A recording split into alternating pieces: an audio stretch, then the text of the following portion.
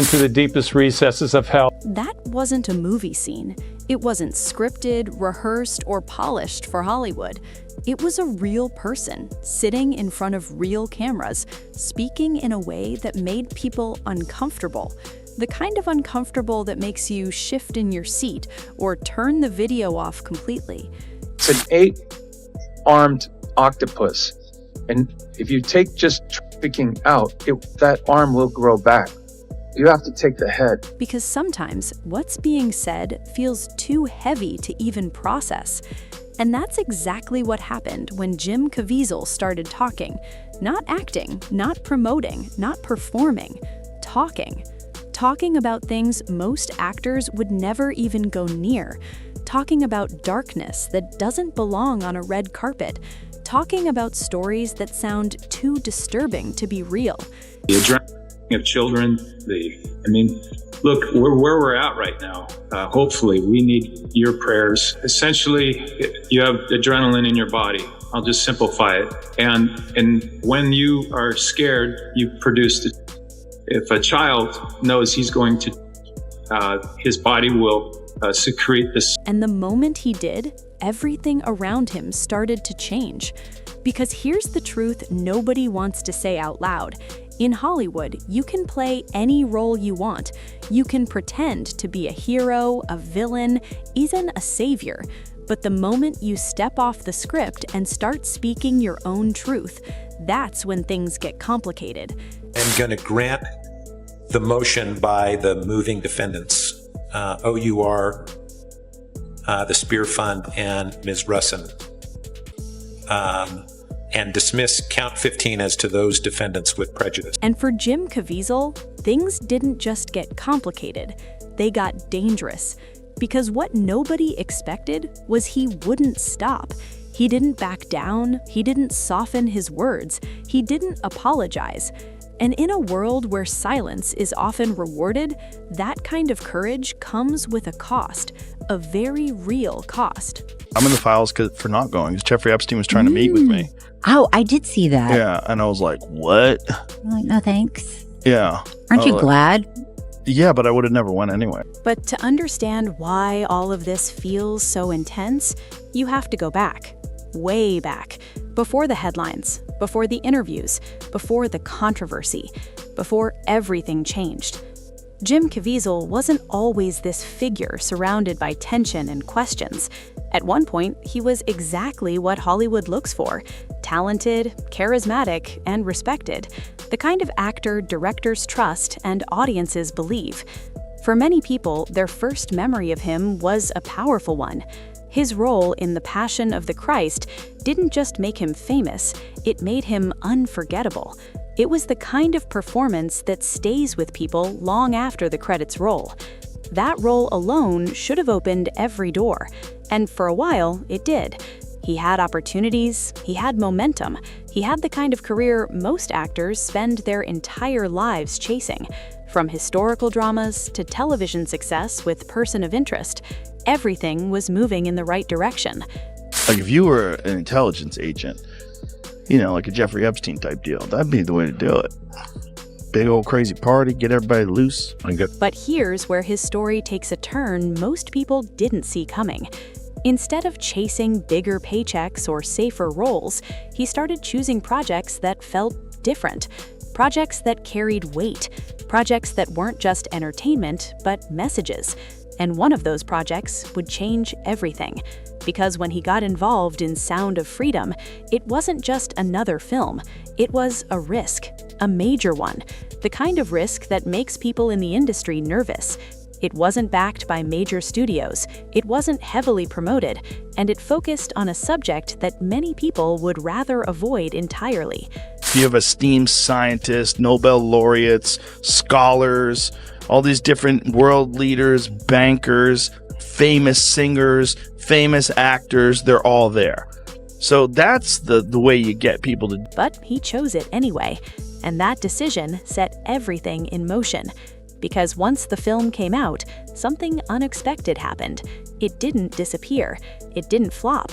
It exploded. Despite limited support, despite minimal promotion, it found an audience, a massive one. People showed up, they talked about it, they shared it, and suddenly, a film that wasn't supposed to make noise was everywhere. But success doesn't always protect you.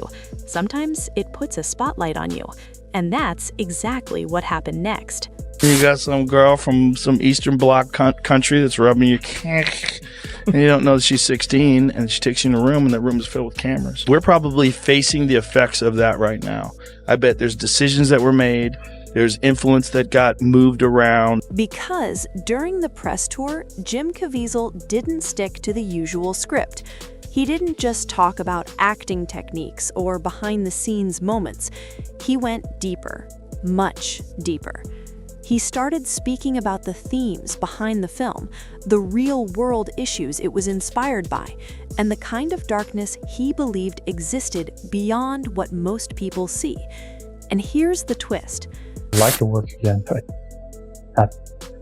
I'd never been a guy who would sell his soul to get, money or fame. Wasn't just never my goal. The more he spoke, the more attention he got. But not all attention is good. Some of it comes with questions, some of it comes with criticism, and some of it comes with pressure. Because when someone in a high-profile position starts talking about serious, sensitive topics, people start watching closely. Every word gets analyzed, every statement gets picked apart, and not everyone agrees. Some supported him. And it's disgusting that the media hasn't covered it like they should. They saw him as someone brave enough to speak up, someone willing to shine light on uncomfortable realities. But others, they pushed back hard.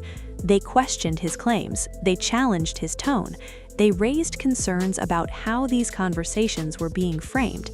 And slowly, the narrative around him began to shift. Get everybody loose. And get the cameras Get him the rolling. yayo. Get him the yayo. And everything else. Get him everything you need. Get fired up. Get those cameras rolling. And now you got everybody under wrap. It wasn't about his acting anymore. It wasn't even about the film. It became about him, his words, his intentions, and whether he had gone too far. Because in Hollywood, there's an unspoken rule. You can talk, but only to a certain point.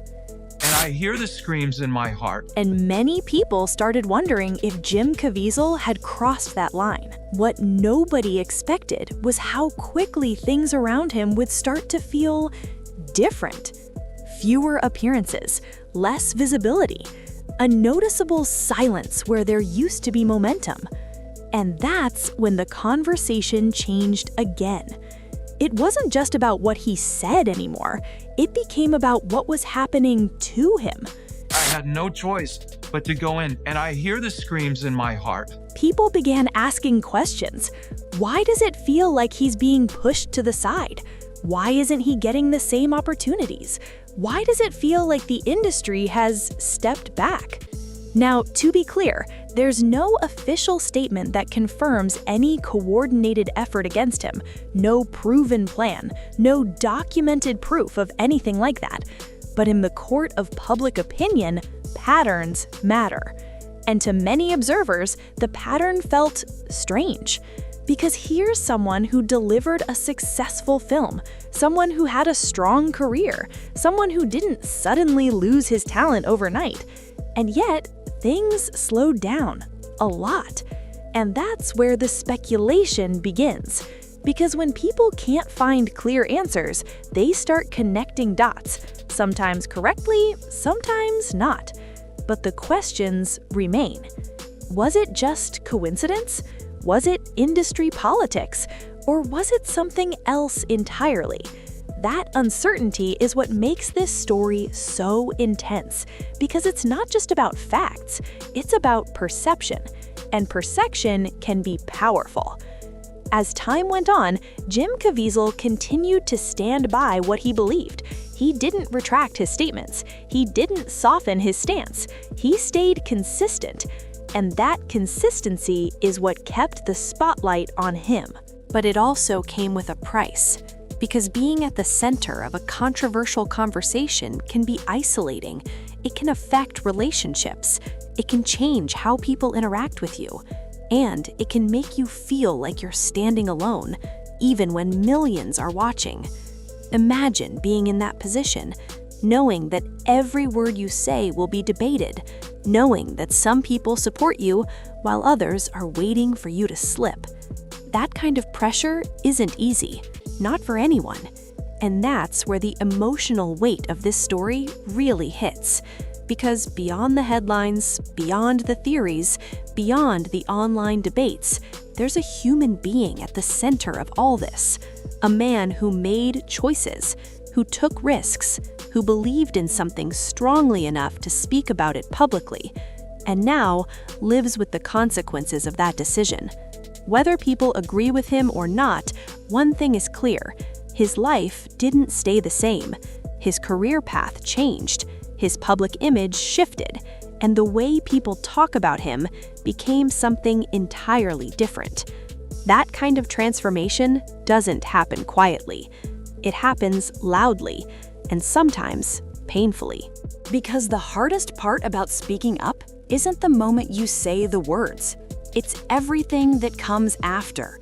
The reactions, the backlash, the silence, and the uncertainty of what comes next. Jim Caviezel's story isn't just about controversy.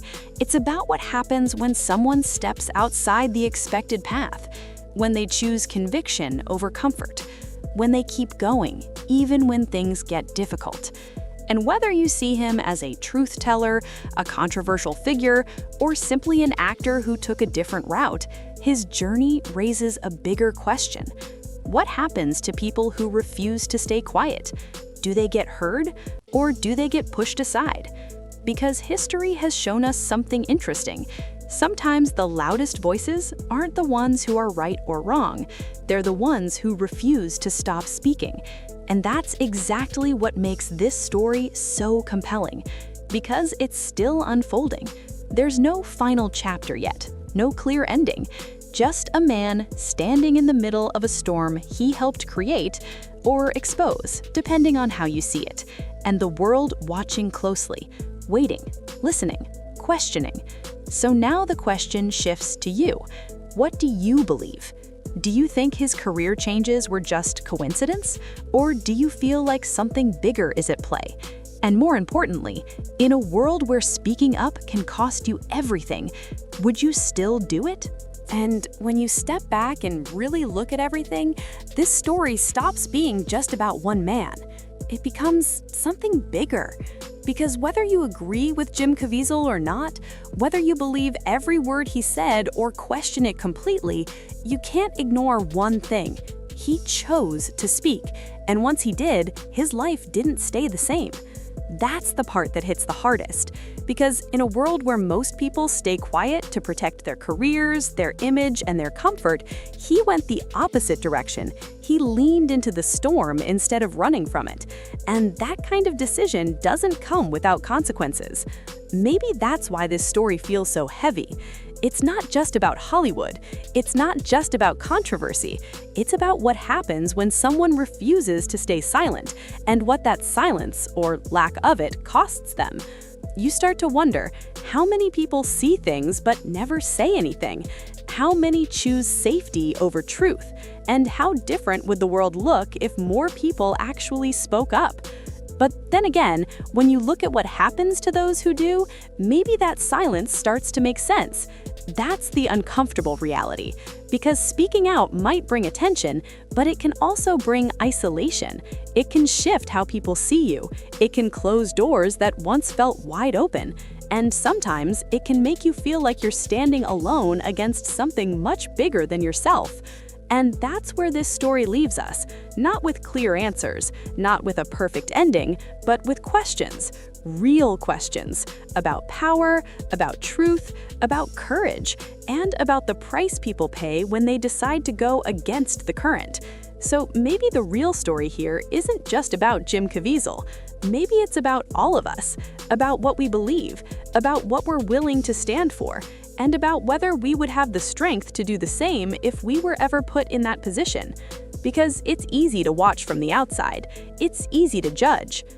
But it's a whole different thing to be the one in the spotlight, carrying the weight of everything that comes with it. And as this story continues to unfold, one thing is certain: people are still watching, still questioning, still trying to figure out where the truth really lies. So now I want to hear from you.